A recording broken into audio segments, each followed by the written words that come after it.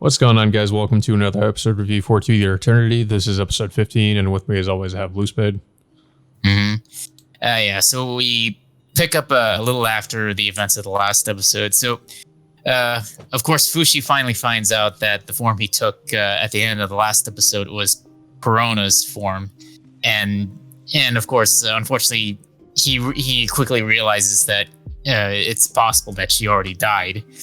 Then, of course, his creator just, just pops out of nowhere and just like coldly says, like, it's a good thing that Perona died at this time, for you to take her form. And it's like, and I mean, that's really cold coming out from that guy, Yeah. I don't know. I mean, he had like almost no sympathy towards like everyone else, like, whoever's like Fushi's interacted with, like if we remember, like last week, he threw out like a really bad example of him telling Fushi that he was the one who ended up killing Gugu, which really wasn't the case at the time. So I just don't know what Fushi's creator just really gets off of really saying these kinds of things to Fushi, or what, or like whether or not his advice towards him are even beneficial to him. It seems like all his creator really cares about is Fushi just completing his objectives and, fighting the knockers and not really much else. Like it doesn't seem like anything, like any of the things that happen to Fushi really matter that much to his creator, as long as, Fushi is trying to, I guess just trying to fight the knockers. I mean, it seems like that's what his creator wants him to do, I guess. I mean, we can't really know for sure what his creator really wants from Fushi. But it seems like, based on what his creator has really said to him, it doesn't really seem like his creator really finds any value in Fushi, like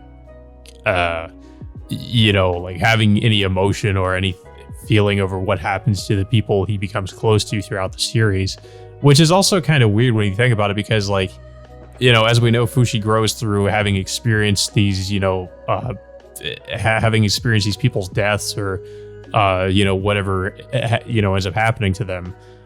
So like, it seems like almost to me counterproductive that his creator would seem to devalue that. And, if that's what he really, I guess if that's what he really thinks, because, Fushi, as we know, Fushi develops through these experiences. So it seems like his creator would at least, I guess, want to encourage him to actually get close to people and form these bonds.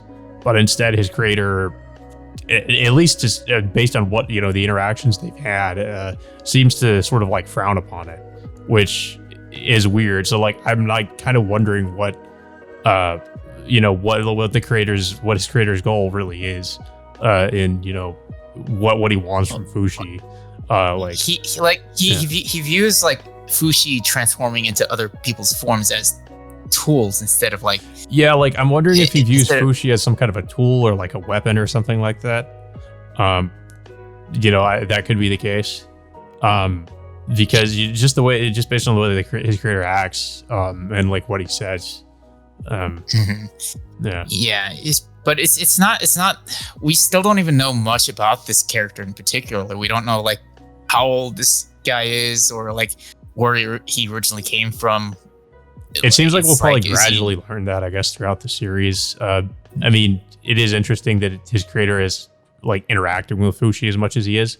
I actually thought his creator would be more so like a background character in the series and not really get directly involved. So I'm actually surprised that he's sort of like trying to guide Fushi in a way, or just talking to him as more so than I thought he would. But I don't know how much we're really going to learn about him throughout the series. He might just kind of remain a mystery for the most part. Yeah, I mean, he's pretty much popped up a lot more frequently in these last several episodes, than in the beginning. But but pretty much much of this episode was focused on like Fushi's interaction with Tonari, who is the girl who ended up luring both him and Fioran into the prison island in the first place. So, like, Tonari, like, on several occasions tries to gain Fushi's affection or approval from him, but it's just like he doesn't trust or like appreciate her like bringing, stringing him along into that island in the first place. Or just like keeping information from him. Yeah, it's like she's not even trying to even really help him, give him information of like why they even brought them in the first place, or or making any attempt to help him save Pioran as well. I mean, she points out like why, like part of the reason why she brought Pioran is because she's like, Pioran's a killer and like she's more or less a criminal in some aspects, but Fushi doesn't care because like he mostly cares about Pioran because of how much he's taken care of him and taught him like over the years. So so he does, so he's pretty much forced into another tournament match, because Tonari says like, I'll give you more information if you can win this next fight. And then no, I think I got a little bit too ahead. I think it was well, first I think he tries to actually go and see Pioran. Wasn't it where he like digs under the ground and tries to see where she's being held? Yeah, he does manage to get to the other side of the wall, and then we do end up hearing from her inside her cell. So then of course Fushi tries to to find some way to get her out, but Pioran mentions that it's completely pointless, because if he can get in there, how is she gonna get out? That's the thing. And of course Fushi doesn't have any like ideas on how to really get her out of there safely. So he's pretty much like forced to to go out and find some other way to get her out of there in some ways, but his only options at this point is just pretty much go through the entire tournament. And also, I should mention that when he takes the form of Perona, Pioran also recognizes her voice, and he figures that Perona, like, something must have happened to her if Fushi can take her form. And that's kind of like, I don't know, what I don't really like so far is like, we're to assume that she's dead, but apparently she died off screen. We don't really know how she died. I mean, I guess we're probably going to hear about it maybe from Hayase in the next episode. She probably had something to do with it. But we just, I guess we're now just to assume that, of course, that she's dead since Fushi can take her form. But of course, like I said, it just happened off screen. Maybe we'll get some kind of a flashback to it or something when we hear about it, I guess, from Hayase, because I'm almost certain that Hayase probably had something to do with her death if she's dead. Yeah, I mean, there's also a reason why she's on that island as well. But yeah, so I think like another thing that I forgot to mention is Tonari did mention that the reason why she brought both Fushi and Pioran to the island is because someone told her to bring her to bring them to the island. So my guess, it's my guess so far, but it's probably Hayase that might have had a role in doing that. I wouldn't be surprised. Yeah, but yeah, so like the next day, Fushi gets into another match, and he ends up fighting this this other guy who's able to put up more of a fight. But of course, just like in all the other fights, like he's reluctant to even to kill anyone at all. So pretty much, the crowd literally tries to shoot arrows and different objects at the guy, at Fushi's opponent. I mean, just pretty much help Fushi cheat the match. But of course, Fushi tries every way just to try to deflect every attack. Unfortunately, one of the arrows does eventually hit the guy's back, and then Fushi automatically wins the match by default. Yeah, he still pretty much insists on not killing anybody. Yeah, so but eventually both Tonari and Fushi do end up eventually meeting up with the guy that they ended up fighting, and he finds out that the reason why the guy he fought was participating in the tournament was to get his brother off the island, because as we see with that little the branding mark on his hand, his palm. Like he doesn't have the circle inside the triangle. He's pretty much taking in there because I think he said his mother was also a killer or a criminal, and he wants to try to get her out of there. But of course, like unfortunately, she ended up dying before this. So his only objective was to help his brother get off the island. So Fushi does find that encouraging hearing from someone like that, and he pretty much makes a promise to the guy that he'll help him and his brother get off the island if he manages to win the tournament. Yeah, and of course this is one of the all the villagers come to basically like get on Fushi because he's does not want to kill people. And they like they all pretty much berate him for it. Tonari tries to like I guess like answer his their questions for him, but it doesn't really work out. They just kind of they obviously kind of have a problem with Fushi, especially since they now know he's immortal. Yeah, I mean, he obviously can't die in any sort of way, and then it's pretty much almost likely impossible for him to lose. Just because he can't die and can instantly regenerate from any major wound that gets inflicted upon him. But soon as before they de-escalate the confrontation, all of a sudden Fushi just gets attacked by a knocker instantly. And then he ends up the knocker ends up taking Gugu's form that Fushi was in.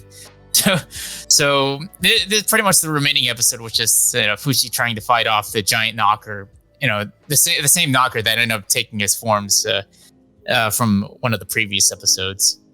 Yeah, and of course it's the same. Yeah, it's the giant stone bear. And we know that his weak points is in between the in those crevices. And Fushi at first tries to exploit that and uses his I guess mole form to go inside of him and like chew chew through his weak points, but that doesn't really work out. It almost did. It sort of did, but yeah, it didn't really work like he thought it would.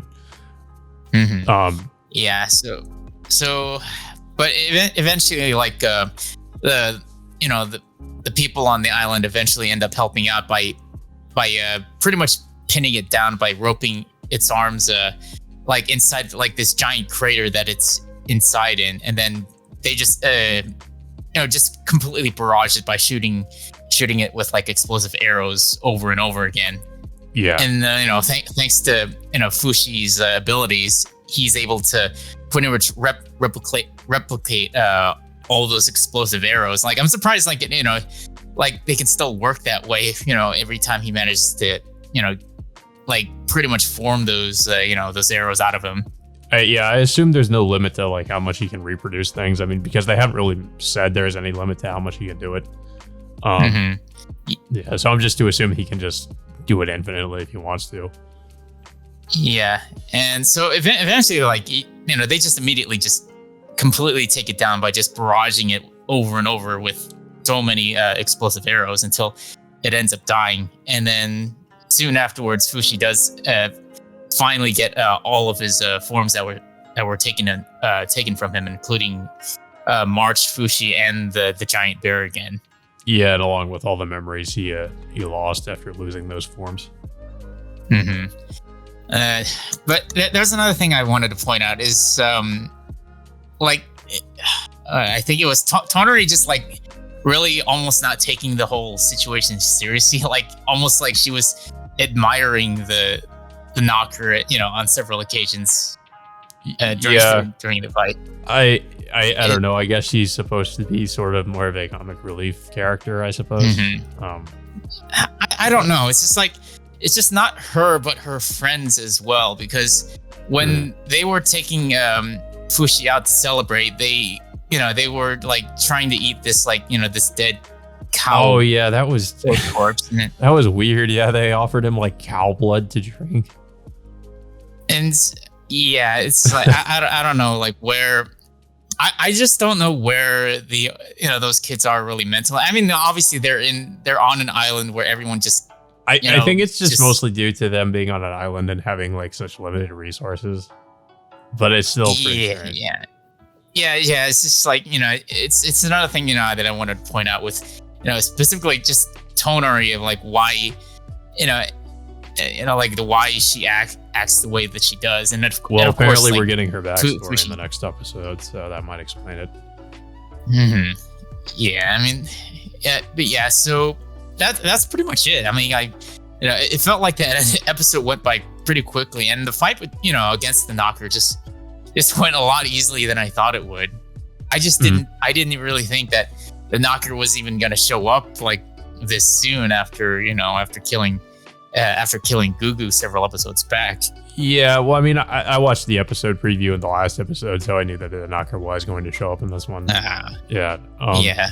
But so like, I think another thing to mention too was that I think the reason that one of the reasons at least that Fushi didn't want to get close or really want any help from Tonari is based on, I think he mentions this too in this episode, is because of what happened with Gugu. He's afraid that that's going to happen again, where if Tonari will get killed and he'll have to deal with a loss, losing like another friend or something. So I guess that's why he doesn't want to actually like get her to help him out at all.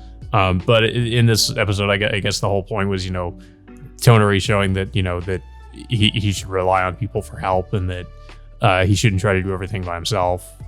Because of the way that Gugu's death affected Fushi, he just wants to, he doesn't want to get people involved because he doesn't want to get them killed. Yeah, I kind of like how they tried to, it seemed like they were trying to develop his character a little bit more by doing that.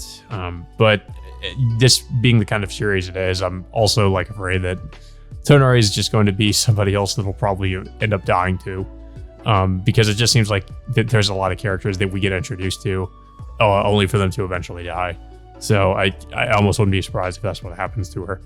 But I guess we should kind of expect that to happen to a lot of these like newer characters we get introduced to. If like they get to another story arc and then there's a new character, and I don't know, I guess we're just to assume that character will probably end up dying at the end of the story arc or something.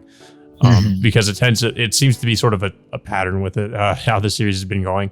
Like we get to be introduced to one of these characters and then they'll just end up dying.